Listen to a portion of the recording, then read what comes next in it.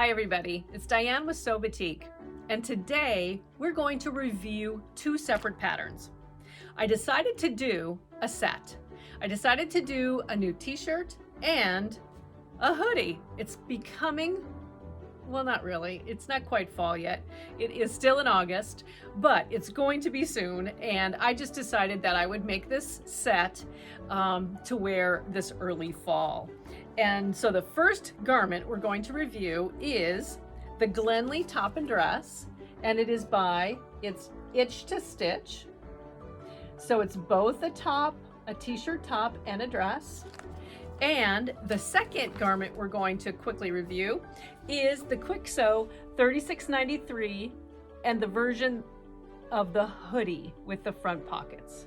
Okay, so first I'm going to talk about the Glenelly a little bit. The Glenelly top is meant for a knit, a stretch knit. And she, in her description, and I believe the top that she made as her sample, is a knit that has about 50% stretch. Our Batik Cotton Jersey net does not have 50% stretch. It is about 20% or so. So what I did is I adjusted my measurements for the top for me to account for not as much stretch. And I think it turned out just fine. And with our 72-inch wide fabric, I was able to cut out my top, which was, I think if I look at this here, a size 10. And I'm 5'7", so this was about 3/4 of a yard of fabric to get the whole entire top. And so a yard of fabric for extra large, and I know her patterns go up to a 40. So I will have to play around a little bit with whether or not we need a 1.25 yards to account for the sleeves of this garment, as well as the 2 folds for the front and the back. So I will let you know about that. But the top, and I actually really want to make this a dress too, because this is really a nice pattern. One of the reasons I really love this pattern is the neckline. It is, and I'm going to show you a close-up of the pattern cover as well as the garment. But the pattern cover, if you can see this, it is round in the front, and then it goes kind of tight around the back of your neck. And the sleeves are a raglan sleeve, and they meet right up at the point there at the front of her neckline. Otherwise, it's a simple t-shirt. Very, very straightforward. So what I want to show you are the pattern pieces themselves. This is the, and I always use her, I cut out the pattern. It's a PDF pattern that you order from her site. And then I use my Swedish tracing paper to trace the pattern pieces. So that's what you're seeing here is, this is the back. Okay, so from the side, which is the sleeve, this is where the sleeve will connect up to the back. And I do strongly recommend making a sample because the back for me was a little too high and I needed to taper it in a little bit. So it's definitely something that you should make a sample out of. The front pattern piece, again, here's your neckline and here is the raglan sleeve attachment right there. Otherwise, it is on the fold, a simple pattern piece. Here is the sleeve pattern. And this is, again, your attachment to the back and to the front. So it's very interesting, and it is very important to get these 2 points on your pattern transferred to your fabric so that you can make it really, really simple to make. It's just following the instructions for those 2 little points, and I'll come over here and show you what I mean by that. And then there's 2 more pieces. Of course, it's the facing for your neckline. So we have a back neckband that's placed on the fold and the front. And stretch again going, we want it to be able to stretch. And this is what makes up the front of your neckline here. And then this piece here is the back that goes around the back here. So it's a very, very simple garment, but the portion that needs just a little bit of patience, at least that's what I found, was the piece where the sleeve matches up to the front of the garment. And then that's the simple part. And then it's actually attaching the facing to this portion to make sure that your seams line up. And I'm going to probably bring the camera in just a little bit closer so you can see this. But right here, can you see that? This little piece right here is the trickiest. And also simply because there's a little bit of bulk. There is a double layer of your facing, plus this is where a seam meets. So I think it just takes a little bit of patience to make sure that you are sewing up to that point and then turning to sew along the facing to continue around the whole entire back of the garment. And I'm going to turn the garment around too so you can see that and get a little bit closer. But it meets up here, so your raglan sleeve right along here. And it is it's very comfortable, very stylish, and I think I am going to top stitch around the edge. I did not do that, but I think I'm really going to do that. I think it'll finish it off really, really nicely.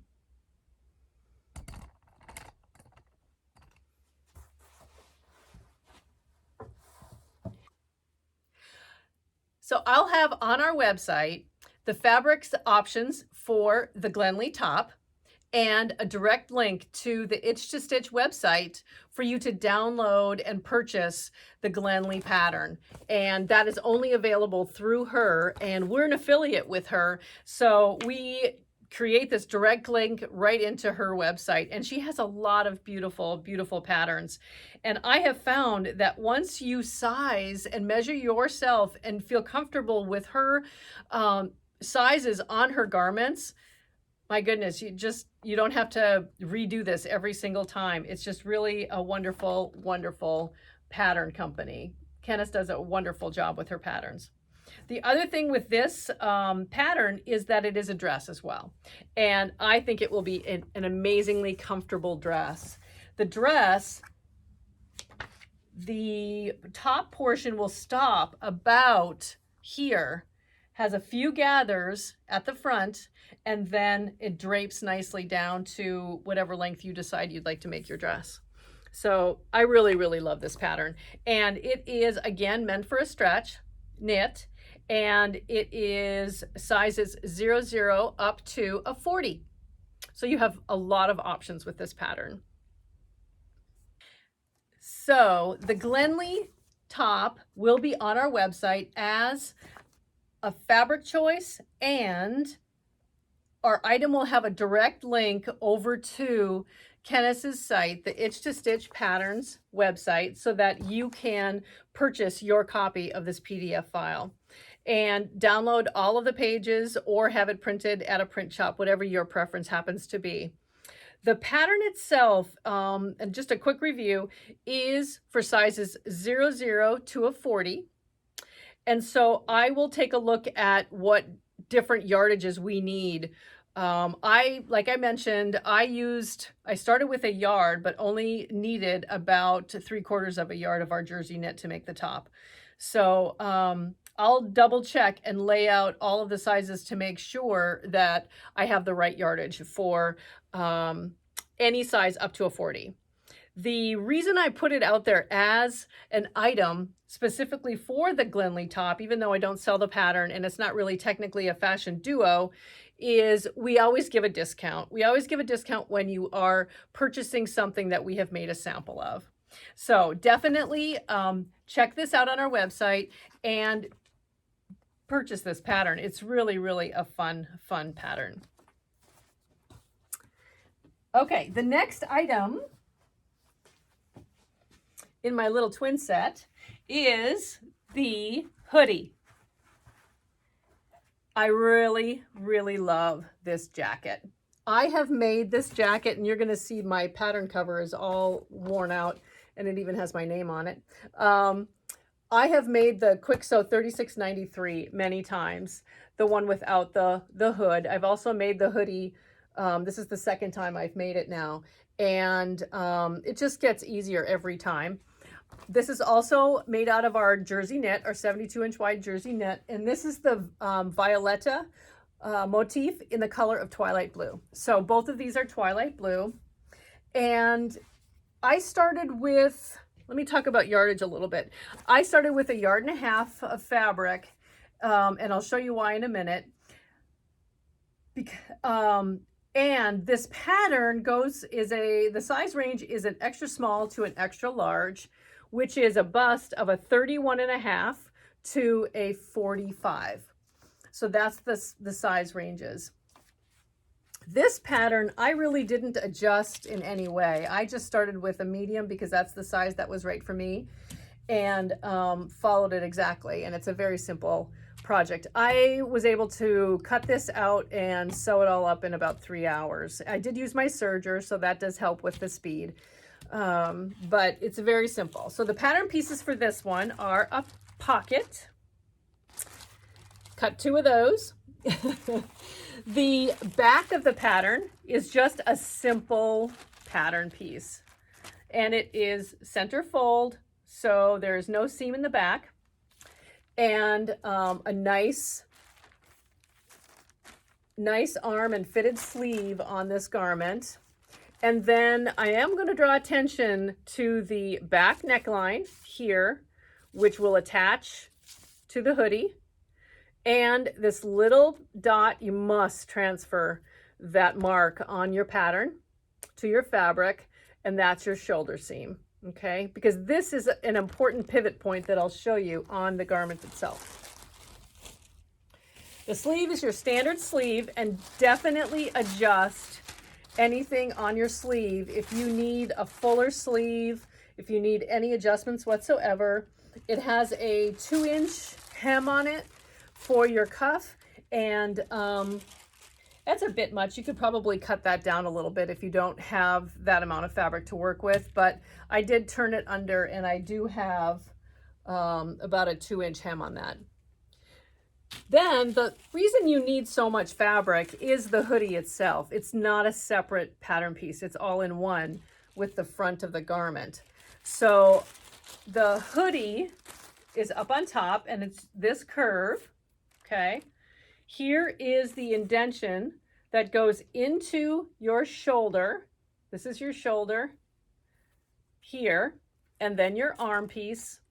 And then it's a very straight design for the silhouette of the pattern. And so you cut 2 of these. There's, of course, not a center fold. So for four different pattern pieces there, but again, it's a very simple garment to construct. A simple sleeve. It takes you through the steps of, first and foremost, sewing your hoodie together. So you're connecting the back of the 2 front pieces. Then what you do, and I'm going to get a little bit closer here, is this is the area that you need to pay attention to on this garment. And I will say it's the same note if you were making the traditional jacket on this as well. And I'm going to move this camera a little bit closer for you to see. But up here, let's see if I can get there. This is your shoulder seam where the front meets the back, okay? And let me get over here. There we go. Where the front meets the back. This little point here is where you pivot when you sew the front all the way through the hoodie to the back piece. And it comes all the way around the back over to the same positioning on this side of the garment. And what I did is with my serger is I actually I serged it. I did not go to my sewing machine first. And so I serged up and over just to finish it off, keeping the front portion of my garment away from my serger. Then I came back and I re-engaged and went all the way around the back over to the other side and done. I found that to be the simplest way to finish off that back. And the pattern instructions want you to snip in right at that intersection on the front. And I'm going to show you the pattern piece. They instruct you, I should say, to snip right in here, okay? So that you can move your fabric out of the way in order to make your join. I didn't do that with the knit because it has a stretch to it, so I just simply curved it out of the way, and then I re-engaged, went around the back, and then I re-engaged and finished the other shoulder. So I didn't snip anything.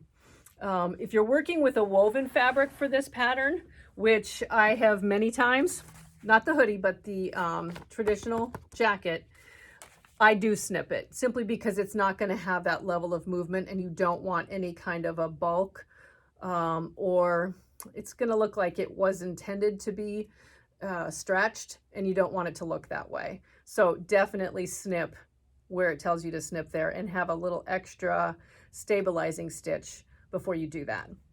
But otherwise, it is really a simple garment to make. It's a self-facing, so you don't have any additional facing pieces. And I simply used my serger to finish off my edge all the way around the garment, including the hem. And then you fold it over, it's about 1 3/4 inches or so, and then top stitch all the way around your garment. The bottom corners, I'm going to show you this, I'm going to hopefully get this a little closer, are a very nice mitered corner to it. And it finishes very, very cleanly. I know this dark blue is hard to see, but hopefully you can see what I've done there. And then the pocket itself, I'm going to move the camera for you again.